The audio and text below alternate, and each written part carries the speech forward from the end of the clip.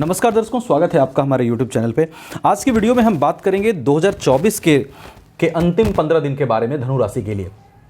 15 दिसंबर से 31 दिसंबर तक का जो ये टाइम है, इसमें क्या क्या बेहतर पॉसिबिलिटीज़ आपके लिए बन रही है इन दिनों में, किन बातों को आपका थोड़ा सा ध्यान रखना चाहिए और 2025 से आपकी स्ट्रैटेजी क्या होनी चाहिए, इन सभी बातों पे बहुत कम समय में डिटेल में चर्चा करूंगा। वीडियो लास्ट तक देखिएगा, काफ़ी इंपॉर्टेंट रहेगी। देखिए, सबसे पहले बात करूं तो ये जो 15 दिन की स्थिति है, इसमें गुरु लग्नेश आपके 6th हाउस में रहेंगे। 6th हाउस में बैठे गुरु आपको अपनी अच्छाई से शत्रुओं पर विजय प्राप्त करने की शक्ति देते हैं, क्योंकि ये धर्म के कारक होते हैं। तो जब जहां भी बैठते हैं, ये धर्म से काम करवाने में ज्यादा बिलीव करते हैं। तो ये जो गुरु हैं आपको कहीं ना कहीं एक इंडिकेशन दे रहे हैं कि आप अच्छाई से चीजों को जीतिए। दूसरी चीज क्या है, 6th हाउस में बैठे हैं गुरु, थोड़ा सा खाना अपना सिंपल रखेगा इन 15 दिनों में। बाकी गुरु की जो दृष्टि है वो पड़ रही है आपके प्रोफेशन हाउस पे। यहां पर गुरु की दृष्टि कहीं ना कहीं आपके प्रोफेशन में स्टेबिलिटी बनाती हुई दिखाई दे रही है। प्रोफेशन में आ रही समस्याओं को गुरु कम करते हुए दिखाई दे रहे हैं, या प्रोफेशन में चीजों को बेहतर करते हुए दिखाई दे रहे हैं। उसके बाद गुरु की दृष्टि व्यय भाव पर सही दिशा में आपको व्यय कराने का जो है वो संकेत दे रही है। और गुरु की दृष्टि धन भाव में गुरु की दृष्टि कहीं ना कहीं आपको फाइनेंशियली ज्यादा प्रॉब्लम आने में जो है वो बचाएगी, और कहीं ना कहीं फाइनेंशियल कंडीशंस को बढ़िया करने का चांसेस वहां से बना रही है। गुरु के बाद देखिए, बात करूं सूर्य की। सूर्य आपके भाग्यश है, 15 दिसंबर को ही धनु राशि में आएंगे और 15 दिसंबर से 31 दिसंबर तक सूर्य यहां विद्यमान रहेंगे। बहुत अच्छी स्थिति है। त्रिकोण के लॉर्ड का केंद्र त्रिकोण में 1st हाउस में जाना सूर्य का, यह भाग्य को लेकर के बहुत अच्छी स्थिति है। इन 15 दिनों में अगर भाग्य के कारण कोई काम रुका हुआ था तो वहां पर बेहतर चांस बना रहे हैं सूर्य कि आपका भाग्य के कारण काम बन सकता है। भाग्य का साथ आपको मिलता हुआ दिखाई दे रहा है। धर्म की चीजों में आपका आकर्षण बढ़ेगा। लग्न पर बैठे सूर्य थोड़ा सा एनर्जेटिक बनाते हुए भी आपको दिखाई दे रहे हैं, और भाग्य का आपके लग्न पर बैठना यह कहीं ना कहीं संकेत दे रहा है कि आप भाग्य को बेहतर करने के लिए, आप भाग्य को और अच्छा करने के लिए मेहनत करेंगे। आपका ध्यान रहेगा इस चीज में कि भाग्य कैसे साथ दे, क्या चीजें हमको करनी चाहिए। यह सूर्य के पोजीशन से दिखाई दे रहा है। सूर्य के बाद देखिए, बात करूं शनि आपके पराक्रम भाव में हैं। पराक्रम भाव में बैठे शनि 15 दिन तक यहीं रहेंगे, और इन 15 दिनों में यहीं रहेंगे, तो पराक्रम को अच्छा करते हुए दिखाई दे रहे हैं। पराक्रम से आपको चीजों की प्राप्ति दिखाई दे रही है, और पब्लिक डीलिंग में भी आपके लिए चीजें बेहतर बन रही है। छोटे भाई बहन के साथ संबंधों को ये सुधारेंगे कि अगर ये इन 15 दिनों की बात करूं। हाँ, शनि की दृष्टि भाग्य भाव पर है, उस पर चर्चा करेंगे अभी। उसके बाद देखिए, बात करें राहु 4th हाउस में, केतु 10th हाउस में। प्रोफेशन में आप स्टेबिलिटी के लिए थोड़ा सा प्रयासरत रहिएगा। सीनियर से आपको नहीं उलझना है, आर्गुमेंट से बचना है, और जहां तक हो सके अपने काम को बहुत ईमानदारी से करने की कोशिश कीजिएगा, क्योंकि राहु की दृष्टि यहां है और केतु यहां पर है। उसके बाद देखिए, बात करूं कि इन चीजों के अलावा ये जो मरकरी है आपका प्रोफेशन लॉर्ड और 7th लॉर्ड, वो 12th हाउस में रहेंगे इन 15 दिनों में आपके वृश्चिक राशि में। तो यहां पर देखिए, वृश्चिक राशि में बैठे बुध आपको संकेत दे रहे हैं कि आपको प्रोफेशन में मेहनत में कमी नहीं करनी है। मेहनत आप ठीक से करिएगा, और मैरिज लाइफ में थोड़ा सा आप जो है सामंजस्य बना करके चलिएगा, उसमें आप लापरवाही मत बरतिएगा। इन बातों का थोड़ा सा आपको ध्यान रखना चाहिए। अब देखिए, बात करते हैं 2025 से आपकी स्ट्रैटेजी क्या हो। अगर आप धनु राशि के हैं तो निश्चित रूप से 7.5 से गुजर चुके हैं, 7.5 आपको खत्म हो चुकी है। अब आपको 29 मार्च तक शनि यहीं विराजमान रहेंगे। अगर 2025 की बात करूं तो 2025 में 29 मार्च तक शनि आपके कुंभ राशि में विराजमान रहेंगे।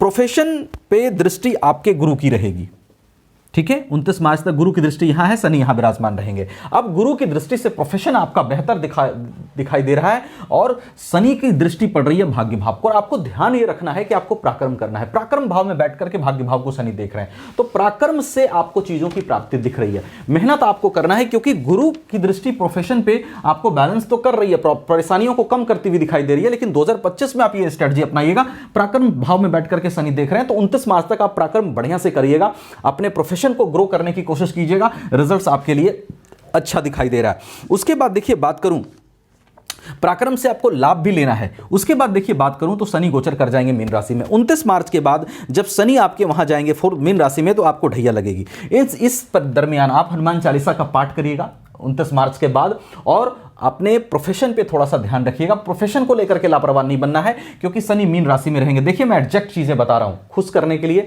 ऐसा नहीं कि कुछ का कुछ बोलूं। जो चीजें हैं स्थिति आपके लिए वो बता रहा हूं। तो शनि जब यहां जाएंगे मीन राशि में 29 मार्च के बाद, तो आपको शनि की रेमेडीज करनी है ढैया में, और शनि की दृष्टि यहां 10th हाउस पर रहेगी, प्रोफेशन हाउस पे। तो प्रोफेशन को लेकर के लापरवाही नहीं बरतनी है आपको। अगर आप रिस्क लेते हैं, एक जॉब से दूसरे जॉब में जाना चाहते हैं, या प्रोफेशन चेंज करना चाहते हैं, थोड़ा सोच समझ के करिएगा। और आर्गुमेंट से, फिर कहता हूं, आर्गुमेंट से बचिएगा अपने प्रोफेशन में 29 मार्च के बाद। और जहां तक हो सके अपने प्रोफेशन में सही तरीके से मेहनत करें, ईमानदारी से काम करें ताकि कोई समस्या ना आए। थोड़ा सा जागरूक रहना है प्रोफेशन को लेकर के। उसके बाद देखिए बात करूं 17 मई के बाद राहु आ जाएंगे थर्ड हाउस में 2025 में।